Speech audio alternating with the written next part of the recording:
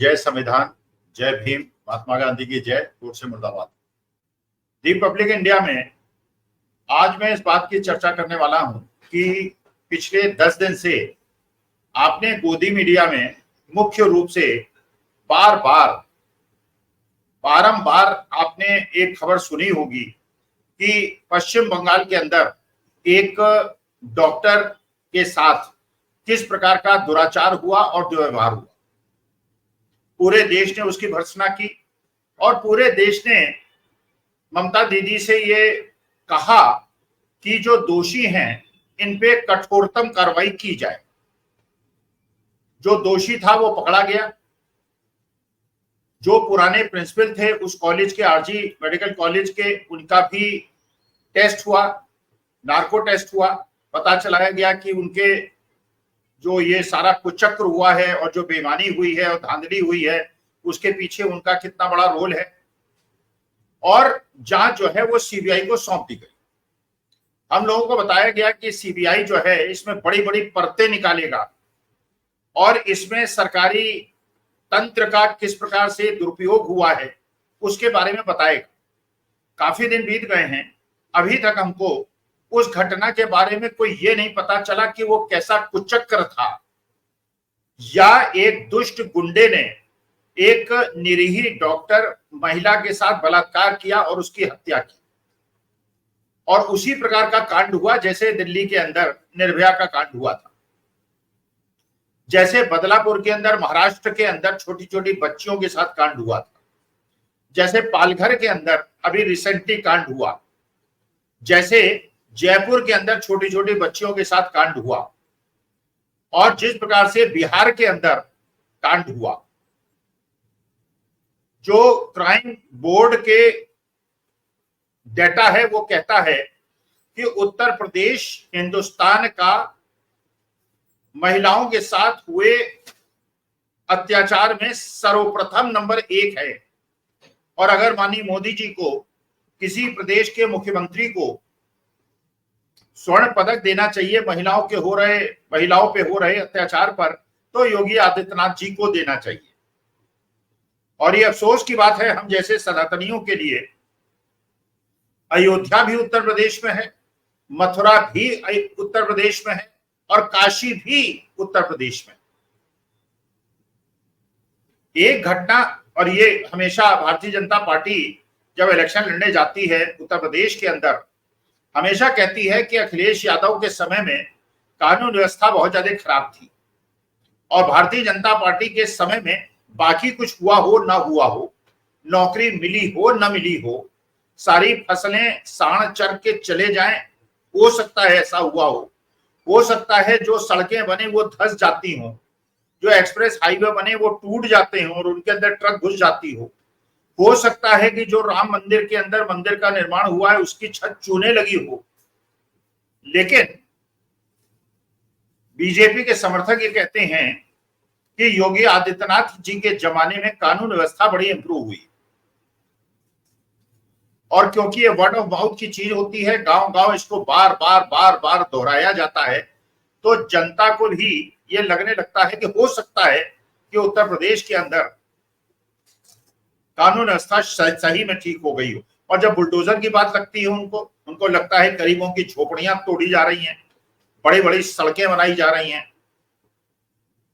बड़े बड़े कॉरिडोर्स बनाए जा रहे हैं, उसमें मंदिर तोड़े जा रहे हैं, उसमें दुकानें तोड़ी जा रही हैं, लोगों के मकान तोड़े जा रहे हैं। और भगवान महादेव की मूर्तियां जो हैं वो ऐसी जगह पड़ी हैं जहां को नहीं होना चाहिए। वो हमारे इष्ट हैं, वो हमारे महादेव हैं। लेकिन कानून व्यवस्था के नाम पर योगी जी के कुछ समर्थक उत्तर प्रदेश के अंदर हैं। अभी एक घटना घटी है उत्तर प्रदेश के अंदर, इतनी विभत्स घटना, इतनी निकृष्ट घटना, इतना दुष्टतापूर्ण घटना, आपने कल्पना नहीं कर सकते। कोई आदमी इसकी कल्पना भी नहीं कर सकता जो हुआ है उत्तर प्रदेश के अंदर। और उत्तर प्रदेश के अंदर जो भारतीय जनता पार्टी के समर्थक हैं वो कहते हैं कि उत्तर प्रदेश के अंदर कानून व्यवस्था को हमने सुधार दिया है। गुंडे और बदमाश किस प्रकार से खुलेआम गुंडई कर रहे हैं और महिलाओं के साथ अत्याचार कर रहे हैं, ये घटना जब आप सुनेंगे आपके रोंगटे खड़े हो जाएंगे। ऐसी घटना न तो भूतो न भविष्यति। एक महिला अपने पति को, जो बहुत ज्यादा बीमार था, जो ऑक्सीजन सपोर्ट पे था, उसको ले जा रही है एम्बुलेंस में। और एम्बुलेंस को और हॉस्पिटल को नॉर्मली माना जाता है कि वो सुरक्षित स्थल है। जैसे वेस्ट बंगाल की घटना की भर्त्सना पूरे देश के अंदर हुई, क्योंकि हॉस्पिटल के अंदर अगर इस प्रकार की घटनाएं हो जाएं तो कौन सी जगह सुरक्षित। ममता दीदी से कहा गया कि आप कठिन कानून बनाइए। उत्तर वहां वेस्ट बंगाल की असेंबली ने एक नया कानून पारित कर दिया कि इस प्रकार की जो विभत्स घटनाएं होती हैं 15 दिन के अंदर उसके आरोपी को फास्ट ट्रैक कोर्ट में मुकदमा चला के 15 दिन के अंदर उसको फांसी दे दी जाए। तो जो ममता बनर्जी कर सकती थी उन्होंने वेस्ट बंगाल के अंदर किया। अब मांग ये उठ रही है कि यही केंद्र सरकार करे और यही सारी राज्य सरकार इस प्रकार के कानून बनाए कि महिलाओं के ऊपर हो रहे इस प्रकार के चीजों पर 15 दिन के अंदर फांसी हो और फास्ट ट्रैक कोर्ट बने। उत्तर प्रदेश के अंदर जो घटना घटी है उसमें वो महिला अपने पति को, जो ऑक्सीजन सपोर्ट में है, एक जगह से दूसरी जगह ले जा रही है। ये फैजाबाद, अयोध्या और बस्ती के इलाके की बात है जो ईस्टर्न यूपी में पड़ता है। और अयोध्या जो भगवान श्री राम का जन्मभूमि है, जहां हजारों करोड़ की मंदिर का निर्माण हुआ है जो चूने लगा और सीट भी हार गए भारतीय जनता पार्टी वाले। महिला का भाई और रोगी पति पीछे एम्बुलेंस वैन में है और आगे एम्बुलेंस का ड्राइवर उसका एक मित्र है। जब काफी दूर एम्बुलेंस चली जाती है तो एक जगह एम्बुलेंस को वो पेट्रोल पंप पे रोकता है और ये कहता है महिला से कि आप पीछे के बजाय आप आगे की सीट पे आगे बैठ जाइए। और इस आदर्श सूचक इस प्रकार से उन्हें संबोधित करता है। महिला मना करती है, महिला को संशय होता है कि व्यक्ति ऐसा क्यों कह रहा है, लेकिन महिला को बार बार जब कहा जाता है, गांव की महिलाएं नॉर्मली विश्वास करती हैं, वो महिला सामने जाके बैठ जाती है। अब वो जो ड्राइवर है और उसका जो साथी है, उस महिला जिसके पति मृत अवस्था में है, मतलब बिल्कुल मृत प्राय हैं और ऑक्सीजन सपोर्ट पे हैं, उनके साथ छेड़खानी करते हैं। क्योंकि आप जानते हैं एम्बुलेंस के अंदर जो पीछे वाला जहां पे पेशेंट लेटता है वो जगह और जो ड्राइवर का केबिन होता है वो बिल्कुल सील होता है, तो आवाज नहीं पहुंच रही है। और जो ड्राइवर का कक्ष है उससे भी, क्योंकि वो सील होता है, बाहर भी आवाज नहीं पहुंच रही है, तो लोगों को पता नहीं चल रहा है।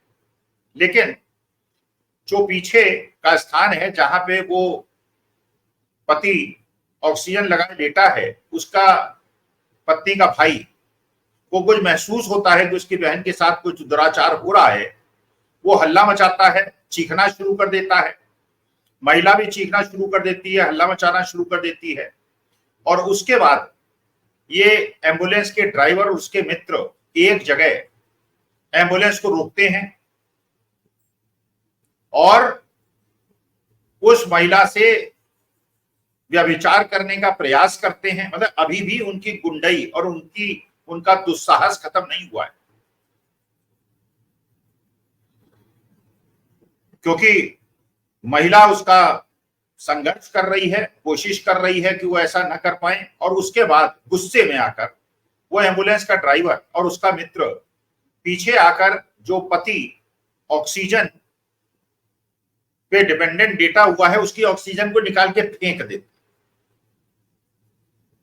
एक तो महिला के साथ दुराचार करने का प्रयास, उसके बाद पति की ऑक्सीजन निकालकर उसकी हत्या, और वो व्यक्ति जो रोगी है, जो ऑक्सीजन पे डिपेंडेंट है, वो मर जाता है, उसकी मृत्यु हो जाती है। मैंने इस कांड के अंदर वो एम्बुलेंस का ड्राइवर और उसका मित्र जितनी भी धाराएं कठोरतम हो सकती हैं उन सबका उल्लंघन करते हैं। महिला के साथ दुराचार भी करते हैं, मैन हैंडलिंग भी करते हैं। और ऐसी स्थिति में जब उसका पति बिल्कुल मृतप्राय स्थिति में, ऑक्सीजन सपोर्ट निकाल के उसके पति की हत्या करते हैं। और उसके बाद एम्बुलेंस को उस सुनसान जगह पे छोड़कर भाग जाते हैं। पति मर जाता है। जब वो महिला और महिला का जितना कैश है, उसके जो गहने हैं, उसका फोन है, सब छीन के भाग जाते हैं। जो महिला का भाई है उससे मोबाइल लेके वो पुलिस में 112 नंबर पे कंप्लेंट करती है। 112 वाले पहुंचते हैं और जब जिसका जो विधवा हो चुकी है महिला, वो अगले दिन थाने जाके एफआईआर लिखाने का प्रयास करती है तो उसकी एफआईआर नहीं लिखी जाती। अब ये वो उत्तर प्रदेश है जिसके बारे में कहा जाता है कि यहाँ की कानून की व्यवस्था इतनी अच्छी हो गई है, वहां पर खुलेआम 100 किलोमीटर तक एम्बुलेंस चलती है। महिला के साथ दुराचार करने का प्रयास होता है, एम्बुलेंस को रोका जाता है, उसको सड़क पे पटका जाता है, उसके साथ दुराचार और उसके साथ व्यभिचार करने का प्रयास होता है। और उत्तर प्रदेश जिसको कानून व्यवस्था की सुधार की बात करते हैं, उसमें किसी को कुछ नहीं पता चलता, पुलिस को कुछ नहीं पता चलता और एक लंबी 100 किलोमीटर की रेंज पे ये सारी घटनाएं घटती रहती हैं। और एम्बुलेंस को रोककर उसके बाद फिर व्यभिचार करने का प्रयास ये लोग करते हैं गुंडे, और उसके बाद एम्बुलेंस को छोड़कर भागने से पहले उसके पति की हत्या भी कर देते हैं और उसके बाद पुलिस एफआईआर भी लिखने में इनकार करती है। अब अगर चुनाव में भारतीय जनता पार्टी जो बाई पोल्स होने वाले हैं 10 उत्तर प्रदेश के अंदर, क्या इस घटना के बाद ये देश की जनता को, प्रदेश की जनता को बता पाएंगे, उत्तर प्रदेश की जनता को बता पाएंगे कि उत्तर प्रदेश की कानून व्यवस्था इतनी अच्छी है कि 100 किलोमीटर तक एक महिला के साथ दुराचार होता है और उसके पति की हत्या कर दी जाती है, जो बिल्कुल एक प्रकार से किसी भी हॉस्पिटल में भर्ती किसी भी रोगी को इस प्रकार से मारना, ये तो पाप की पराकाष्ठा है। और इसको गोदी मीडिया कवर नहीं करेगा, इसको गोदी मीडिया दिखाएगा नहीं, इसलिए जनता तक ये बात नहीं पहुंचेगी। इसलिए मैंने अपना ये नैतिक कर्तव्य समझा कि मैं आप लोगों को बताऊं कि इस घटना का, इसके बारे में पता चलाएं, इसको सुने